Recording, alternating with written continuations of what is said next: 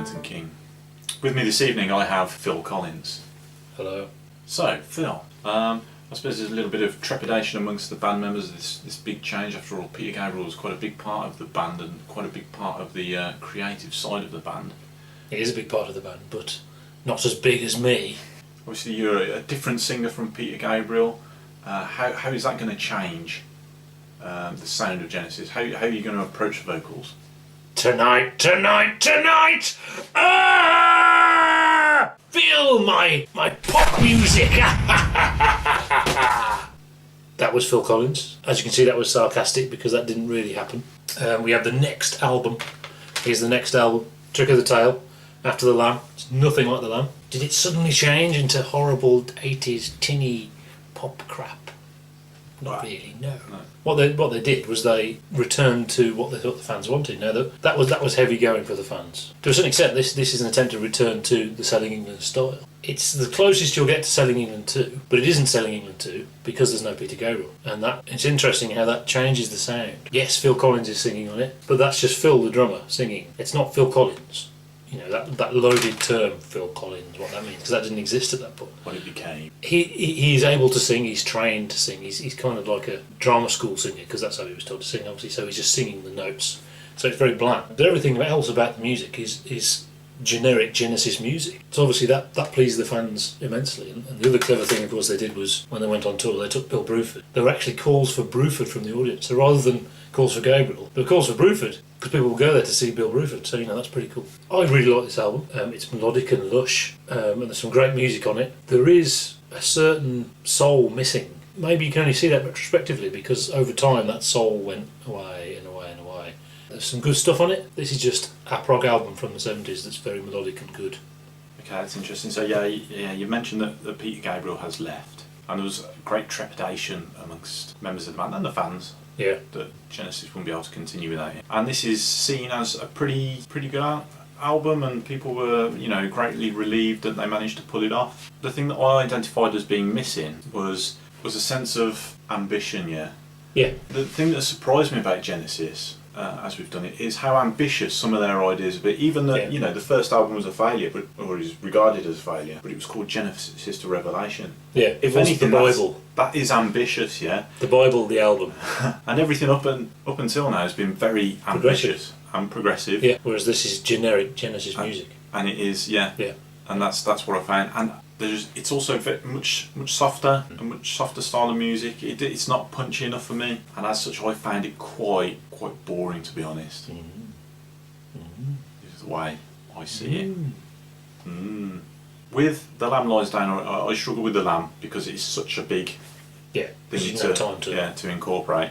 But I could sense there was something there for me to digest. Yeah, that with multiple listenings, I'd start to break it down. I don't get that sense with Trick of the Tail. No, I'm sure. I mean, really, this is. I mean, we did go for the one. This is they're going for the one. This is the sun's come out and we're back to normality, if you like. But the change has happened, and now this is what Genesis sound. Now it's funny I say that because very, very rarely do they have two consecutive albums that sound the same style. But it's got a sister album, and those two are the same style. And obviously after that they did slowly change over time. It wasn't obviously evil pop. The biggest change came when Steve Hackett left after Wuthering. But still, it was a gradual change over time, and everything up to 83 is the same spirit of the band. It was still Genesis. It was after that with Invisible Touch and stuff. It was just a sort of corporate shell of a band. There's even there, there's good stuff on that. There's tripe on it, but there is good stuff on it as well. They recorded the whole album without a vocalist. They finished the album. They were still looking for a vocalist. They did get someone. This is interesting. They got someone to sing Squonk, and the story goes, well, he was just out of his range. It's just too hard to sing. It's really difficult someone to sing. Peter Gabriel couldn't sing that either. There's no way Peter Gabriel could sing that. So it's interesting that it's like they already knew they wanted Phil Collins written, but they couldn't make the decision.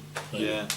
There was also discussion as to whether they should just continue as a 4-piece instrumental band, which you could interpret that as indicative of their attitude towards the lyrics. Maybe they thought they were superfluous. Yeah, they were fed up of them, obviously. But the one of the reasons Peter Gabriel left was the weight placed on him that everyone thought he was writing the songs. Ironically, what happens is everyone thinks Phil is writing the song. Of course, he isn't. He's writing the cool jam bits. Modern tastes they prefer sort of like a heavier sound naturally anyway. So it does sound kind of, it automatically sounds kind of light, which probably wouldn't have been the case at the time. No, yeah, I mean, we're coming from a rock perspective, aren't we? We're coming from Sabbath and Metallica and that stuff, aren't we? Okay, so the first track. Dance on a Volcano. Dance on a Volcano. I love the way this starts because there will be an expectation there from people about Phil Collins and everything. And it's absolutely clear that that's not the case, that this is... It's my favourite track on the album, but not generally considered the best track on the album. Awesome riff stuff. Even the title's good. Some great jamming in the middle. I think I heard Tony Banks say that he didn't like the middle section. I love the middle section. Notice Tony Banks is co-written on every song. This is the first time I actually credited people individually. You realise who the main writers are. It starts with a bang. It's a really good intro, and then there's a slight change, and then something weird happens with the timing. Yeah. And then Phil Collins starts singing. That's where it goes wrong for me. The intro's ace. There's some weird, nice, wobbly noises towards the end. But actually, that's a bit of a chorus, something to sing along with. Then you better start doing it right. Yeah. Bit of a chorus, and they seem to do a lot more of that on this album. There's a few songs in there. Yeah. With that kind of, but weird drumming and cool jam and stuff. I do like Dance on the Volcano. Track 2. Entangled. Tony Banks is very proud of this. They did play it for the tour and didn't play a couple of the other better songs, which is quite strange. It's very typical. It's the arpeggio, folky song, very light. It's alright, it's good. It's a nice song. I don't know if that's damning with faint praise, because it doesn't feel any more than that. Although, it does get a little bit proggy towards the end, a bit more proggy. It does. The outro. And you think, ooh, here we go, now we're getting into something. And then it finishes. Stops. Shouldn't do that. There's guitar strumming on this. Yes. I never thought Genesis was lacking some guitar strumming. They don't strum the guitar, do they? No, they have arpeggios. No. That's it. Yeah, it's all arpeggios. But there is strumming in this, and I thought, track 3. Squonk. Weird name. I don't know what the lyrics are about or anything. Very vocally demanding, and it shows Phil Collins' technical ability to sing something. It's a weird one, really. It was quite a popular one, I think, at the time. It's obviously there's this thing of it being Genesis's Kashmir, and obviously, but it's much lighter than that, and the guitars are, not, but then neither is Kashmir, so that's interesting. And also, when we reviewed Kashmir, we did make a point about it. It's all on one level all the way through, because it's like kind of a mantra. It's kind of supposed to be like that. Squonk isn't like that, because it's got loud bits and quiet bits, and it's up and down and all stuff like that, and it's good. They open the show on the following tour with Squonk. Yeah, it's based. The Squonk was some North American mythological creature that dissolved into tears, something like that. Oh, right. Really interesting idea, but not the commitment to follow it through on the lyric side of it. Oh, right, yeah. And the musical side of it doesn't really support that either. So I think there's the genesis of a good idea in there, something that Peter Gabriel would really enjoy and maybe he would have with.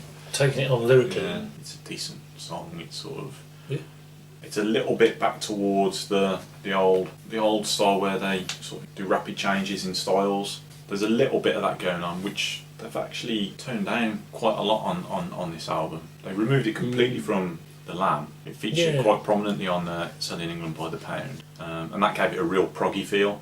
Yeah. Again, there's something very, in a way, there's something definitive about it, but that's because it's something generic about it. But melodically, it sounds like Genesis, and that's good. Next song. Madman Moon, another Tony Banks thing. It's funny, the vocal section passes me by with this one. It's a very, very popular song, and they never played it live. But it's the middle section, which is great. I think it's really nice. Right place on the album. Doesn't compare to Further Fifth. Yeah, it's good. And again, it's nice. That's the thing about all this, it's nice and it's melodic. And I've got another nice song. It's very nice. That's all you can say about it, really. Track 5. Robbery, Assault and Battery. Now this, for me, this is the worst song on the album. This is a waste of time. I don't get it at all. I think it's a silly song. It has no emotional value whatsoever. And yet they played it for 2 tours. So I must have missed something. There's even a video of it. I made a video of it. It started a tradition of silly songs, which are possibly made to annoy the fans. I'm not quite sure, but the band always seemed to really like. It got much worse, but I got a sort of vibe of they're trying to sort of replicate Willow Farm or something like that with this. Yeah, it just, I mean, there's stuff on here. There's an I Know I Like on here is that kind of thing, but without Peter Gabriel. It's kind of like with Phil Collins trying to do the city stuff. Yeah, I suspect there is humour in this song. Yeah. In the lyrics, but really be bothered to find out because it's really necessary. And there's a bit in it that goes dun dun dun dun dun dun dun dun dun. Yeah. Dun dun dun, which Yeah, but I mean, just like I Know What I Like is but because it's Peter Gabriel doing it, he's got that. He has mojo. But I bet the band love that song. They do. I'm pretty sure Phil Collins loves that song particularly. Yeah. Okay, next song. Ripples. This is by far the most successful of the ballady songs on there. Wonderful melody, beautiful middle section. This is a beautiful song. My second favourite song on the album. It is one of my favourite Genesis songs. I think it's a nice song. I don't know if it's the association with water and ripples. Yeah. But I every time it come on, I wanted to go to the toilet, and I went, which isn't the best song. It's not a bad song. None of these songs are bad songs, and it feels like I'm being really critical. But I think it's missing a mojo. It's missing that that ambition, that sense of interest, that sort of. There was an intelligent side to it that you had to try and get into, and it's not there. No, it isn't. No, you're right. But having said that, I really like that song. It's one of my favourites. It's my top 10. Of those type of songs that Genesis have done that I've heard, I prefer More For Me. Now I know that's controversial. But it's quite, I suppose it's... Yeah. I like More For Me. I mean, obviously Phil got better at singing, which became a bad thing. But there's a lot. They didn't play this on this particular tour, so they didn't play with Bill Bruford. But live performances 78, 80 are better because his voice is a lot stronger. Here he's still a bit. A click of the tail. The title track is it sounds like a single, but I Know What I Like is like a single. But this is kind of more Beach Boysy, which is a strange thing for them to write when they didn't have a singer. It's strange, isn't it? Yeah. It's a catchy tune. It isn't a sign of things to come. I suppose is the point we should make. It's nothing like what they did later on, but they did make a video of it. That's all I have to say about that. It's pretty good, It's all right. Isn't it about aliens or something looking at humans, having never seen them before or something like that? But it doesn't matter because you're not going to go into it in that kind of detail. No. Like you would Lamb. And that brings us to the final track. Yeah, Los Endos. This is the most famous song on the album. It's generally regarded the best song because it's much more of a band effort.